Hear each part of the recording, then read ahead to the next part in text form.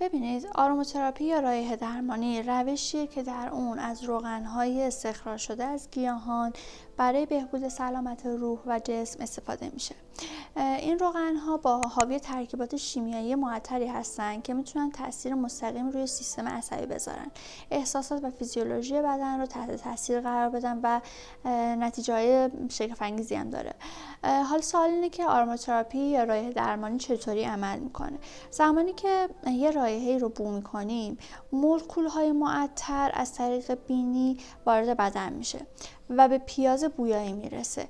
از اونجا پیام‌هایی به سیستم لیمبیک، هیپوتالاموس میرسه که این دو منطقه توی مغز مربوط به فشار خون، به خواب، به اخلاق، خلق و خو هستش.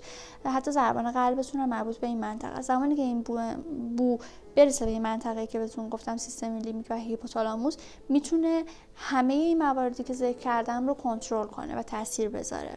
حالا چطور میتونیم از آروماتراپی استفاده کنید؟ شما میتونید توی حمام زمانی که استحمام میکنین روغنی که مد نظرتون، حالا هر روغنی که دوست دارین رو توی آب بریزین توی وان و تو زمان استحمامتون بویایی فعال میشه. مورد دیگه یکی این که استنشاق مستقیم داشته باشید. روغن مورد نظر رو روی پنبه بریزین و بو کنید مستقیم.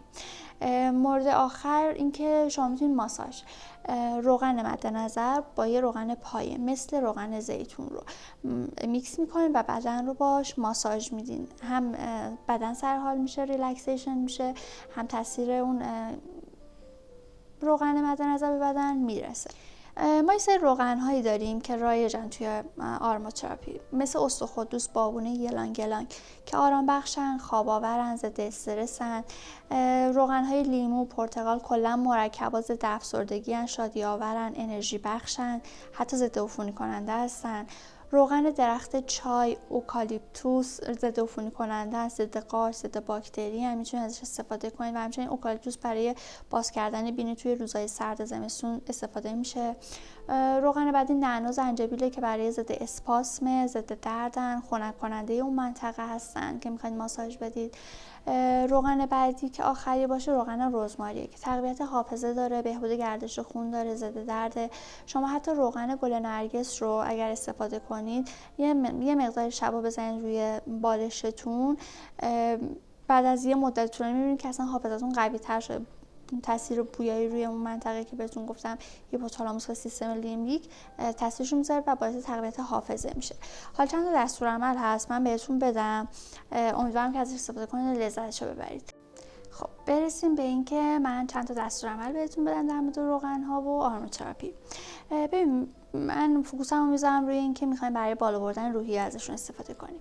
شما توی چراغ شمعی یا بطری افشانه‌ای که دارید از این مخصوصا میتونید استفاده کنید، حالا هوای اتاقتون بهتر میشه. فقط میتونید، حالا من تصویرشو براتون میذارم، میتونید به این صورت هم از قاشق استفاده کنید برای چراغ شمعیتون. مخلوط اول برای نشاط آور بودن توی هنگام صبح، استراحت صبحگاهیه. 5 قطره روغن نارنگی، 3 قطره روغن اتروج، 2 قطره روغن شمعدانی عطری، تاکید میکنم عطری. اینو میتونید بریزین داخل جاش شمعیتون و ازش استفاده کنید. و یه مخلوط دیگه مربوط به مناسب برای مردان و زن هر دوشون. 5 قطره روغن اتروج، 2 قطره روغن که میگم منظورم قطره شمعدانی عطریه و 2 قطره چوب صندله. مورد بعدی برای اینکه شما میخواین شبا که استراحت کنید توی اتاقتون یه فضای آروم بهتون بده، یه فضای ریلکسیشن آرامش بخش بهتون بده، 2 قطره روغن یلانگ یلانگ، 2 قطره روغن گل سرخ و 6 قطره روغن و قطره گریپ فروت که جزء مرکبات هستشون نشاط آور، میتونید استفاده کنید. مورد آخر برای شباییه که سرد زمستون، شما میخواید یه گرم کننده داشته باشین که مغزتون رو گرم کنه، بدنتون رو گرم کنه.